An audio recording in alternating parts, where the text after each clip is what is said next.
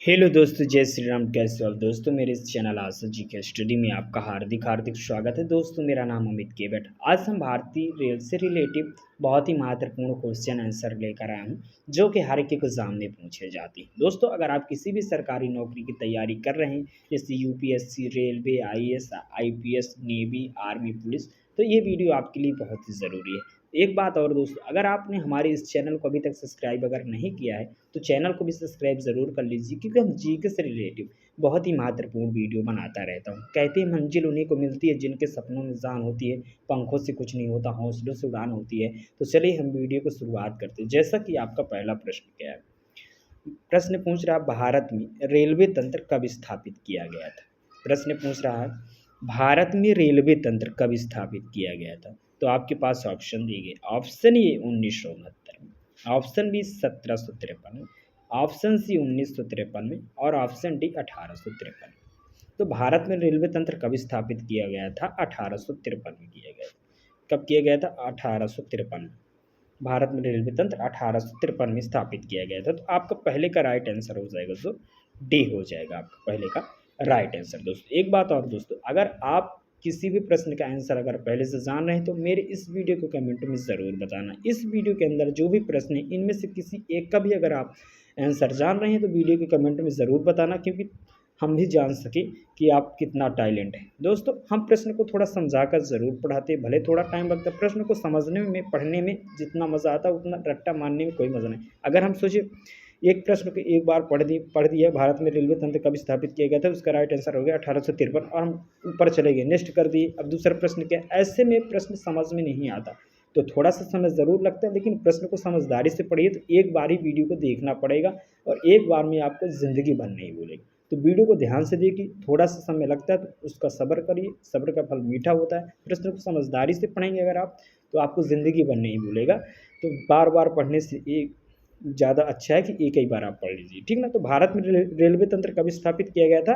1853 में। अब चलते हैं अपने नेक्स्ट क्वेश्चन की ओर। दूसरा प्रश्न क्या कह रहा है हमारा? दूसरा प्रश्न कह रहा है हमारा दोस्तों, भारत में प्रथम रेलवे लाइन का निर्माण कहाँ हुआ था। प्रश्न पूछ रहा हमारा, भारत में प्रथम रेलवे लाइन का निर्माण कहाँ हुआ था। तो आपके पास ऑप्शन दिए गए हैं। ऑप्शन है मुंबई और थाने के बीच, ऑप्शन बी हावड़ा और सेरमपुर के बीच, ऑप्शन सी चेन्नई और गुंटूर के बीच, और ऑप्शन डी है दिल्ली और आगरा के बीच। प्रश्न पूछा हमारा, भारत में प्रथम रेलवे लाइन का निर्माण कहाँ हुआ था। तो इसका जो राइट आंसर हो जाएगा मुंबई और थाने के बीच, मुंबई और थाने के बीच, मुंबई और थाने के बीच, ठीक है ना दोस्तों। भारत में रेलवे लाइन का निर्माण कहाँ हुआ था? प्रथम मुंबई और थाने के बीच। दूसरे प्रश्न का राइट आंसर है जो वो हो जाएगा ए। दूसरे का राइट आंसर हो जाएगा ये। अब चलते हैं अपने नेक्स्ट क्वेश्चन की ओर। तीसरा प्रश्न क्या है? तीसरा प्रश्न है हमारा दोस्तों, प्रश्न पूछ रहा है भारतीय रेलवे कितने जोन में विभाजित है। प्रश्न पूछा हमारा, भारतीय रेलवे कितने जोन में विभाजित है। तो आपके पास ऑप्शन दिए गए। ऑप्शन ए 6 जोन में, ऑप्शन बी 9 जोन में, ऑप्शन सी 16 जोन में और ऑप्शन डी 18 जोन। भारतीय रेलवे कितने जोन में विभाजित है? 18 जोन में विभाजित है।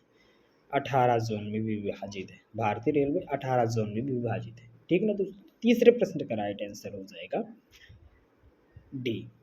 तीसरे प्रश्न का राइट आंसर हो जाएगा डी। भारतीय रेलवे कितने जोन में विभाजित है? 18 जोन में विभाजित। दोस्तों, वीडियो को ध्यान से देखना, क्योंकि वीडियो बहुत ही महत्वपूर्ण है। यही सारे प्रश्न आगे चल के एग्जाम में आपके पूछे जाएंगे।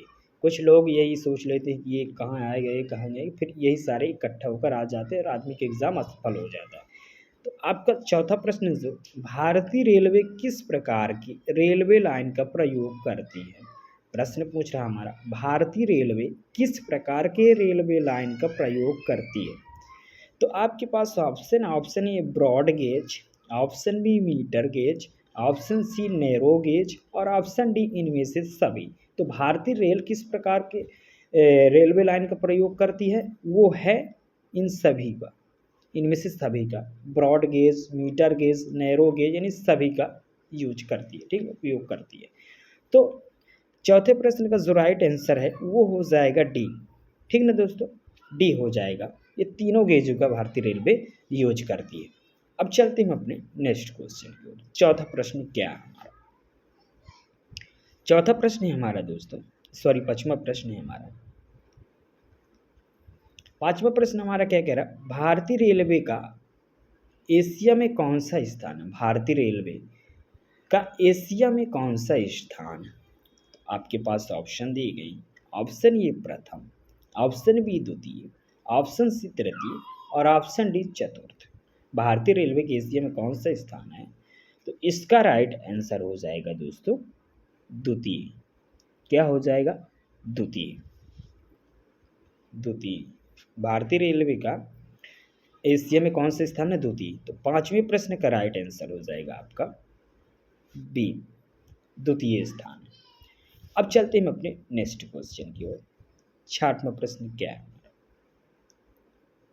छठवां प्रश्न हमारा पूछ रहा है दोस्तों, विश्व में भारतीय रेलवे नेटवर्क की स्थिति कैसी? विश्व में भारतीय रेलवे नेटवर्क की स्थिति कैसी है? आपके पास ऑप्शन दिए गए हैं। ऑप्शन ए दूसरी, ऑप्शन बी तीसरी, ऑप्शन सी चौथी और ऑप्शन डी पांचवी। विश्व में भारतीय रेलवे नेटवर्क की स्थिति जो है वो है चौथी। क्या है? चौथी। चौथी है। ठीक। तो छठवें प्रश्न का राइट आंसर जो है वो हो जाएगा सी, विश्व में भारतीय रेलवे नेटवर्क की स्थिति कैसी? चौथी है, चौथे नंबर पर। अब चलते हैं अपने नेक्स्ट क्वेश्चन की। सातवां प्रश्न क्या है हमारा? सातवां प्रश्न है हमारा दोस्तों, भारतीय रेलवे को सर्वाधिक राजस्व किससे प्राप्त होता है? सर्वाधिक राजस्व किससे प्राप्त होता है? भारतीय रेलवे को सर्वाधिक राजस्व किससे प्राप्त होता है? आपके पास ऑप्शन दिए गए। ऑप्शन दिए गए, ऑप्शन ए यात्री किराए से, ऑप्शन बी माल ढुलाई से, ऑप्शन सी पथकर से और ऑप्शन डी है यात्री कर से। भारतीय रेलवे को सर्वाधिक राजस्व किससे प्राप्त होता है? तो वो होता है माल ढुलाई से। माल ढुलाई से होता है। ठीक ना दोस्तों, माल ढुलाई से होता है। भारतीय रेलवे को सर्वाधिक राजस्व माल ढुलाई से प्राप्त होता है। तो सातवें का जो राइट आंसर है वो हो जाएगा बी, सातवें का बी हो जाएगा राइट आंसर। भारतीय रेलवे को सर्वाधिक राजस्व किससे प्राप्त होता है? राजस्व माल ढुलाई से प्राप्त होता है। बी हो जाएगा आपका राइट। अब हम चलते हैं अपने नेक्स्ट क्वेश्चन में। आठवां प्रश्न क्या है? आठवां प्रश्न, आठवां प्रश्न है हमारा दोस्तों, शताब्दी एक्सप्रेस गाड़ी का नाम किसकी शतवार्षिकी को संबोधित करता है? शताब्दी एक्सप्रेस गाड़ी का नाम किसकी शतवार्षिकी को संबोधित करता है? प्रश्न पूछ रहा है, शताब्दी एक्सप्रेस गाड़ी का नाम किसकी शतवार्षिकी को संबोधित करता है? तो आपके पास ऑप्शन है। ऑप्शन ए भारतीय राष्ट्रीय Congress, option B Mahatma Gandhi, option C Bharat का स्वतंत्रता युद्ध और ऑप्शन डी जवाहरलाल नेहरू। शताब्दी एक्सप्रेस गाड़ी का नाम किसकी शतवार्षिकी को संबोधित करता है? तो वो है जवाहरलाल नेहरू, पंडित जवाहरलाल नेहरू को। जवाहरलाल नेहरू को, ठीक है ना, जवाहरलाल नेहरू को। तो आठवें प्रश्न का जो राइट आंसर है वो हो जाएगा आपका डी, डी हो जाएगा जवाहरलाल नेहरू। अब चलते हैं अपने नेक्स्ट क्वेश्चन की ओर।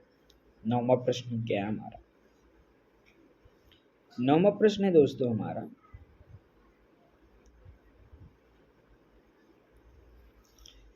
कोकण रेलवे जोड़ता है कहाँ से कहाँ को जोड़ता है? कोकण रेलवे जोड़ता है, कोकण रेलवे कहाँ से किसको जोड़ता है? तो आपके ऑप्शन है मुंबई से मनमाड को, ऑप्शन बी रोहा से मंगलौर को, ऑप्शन सी मंगलुरु से कोची को और ऑप्शन डी मुंबई से पुणे को।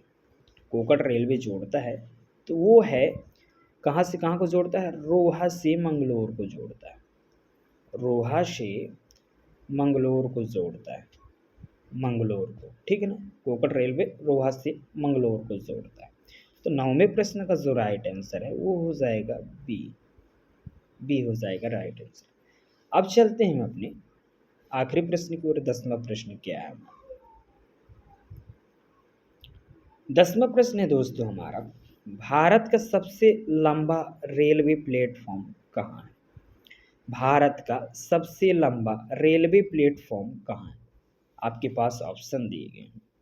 ऑप्शन ए गुजरात में, ऑप्शन बी महाराष्ट्र में, ऑप्शन सी गोरखपुर में और ऑप्शन डी मध्य प्रदेश में। प्रश्न पूछा हमारा, भारत का सबसे लंबा रेलवे प्लेटफॉर्म कहाँ? तो कहाँ है? वो है गोरखपुर में। भारत का सबसे लंबा प्लेटफॉर्म रेलवे कहाँ है? गोरखपुर में। गोरखपुर में, ठीक है ना दोस्तों, गोरखपुर में। तो आपका राइट आंसर हो जाएगा 10वें का सी। भारत का सबसे लंबा रेलवे प्लेटफॉर्म कहाँ है? गोरखपुर में। दोस्तों, आपने हमारे इस वीडियो को यहाँ तक देखा, आपका दिल से धन्यवाद करता हूँ। दोस्तों, ये वीडियो को अपने दोस्त या रिश्तेदारों को सभी को शेयर कर दीजिए, ताकि वो भी इस जानकारी को पा सके और आने वाले एग्ज़ाम को अपने दे सके और सफलतापूर्वक सफल हो सके। दोस्तों, वैसे भी आप बहुत समझदार हो, आपको समझाने की कोई ज़्यादा ज़रूरत नहीं है। अगर आपने हमारे इस चैनल को अभी तक सब्सक्राइब नहीं किया है तो प्लीज़ भाई मेरे सब्सक्राइब कर लीजिए। मैं भी इतनी मेहनत करता हूँ, वीडियो बनाता हूँ, तो मुझे भी फल मिल सके।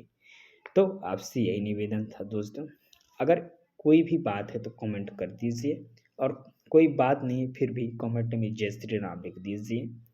चलिए, तब तक के लिए जय हिंद, वंदे मातरम। भगवान करे आपका हर वो मुकाम हासिल हो जिसके लिए आप दिन प्रतिदिन मेहनत कर रहे हैं। चलिए, तब तक के लिए बाय। जय हिंद, भारत माता की जय।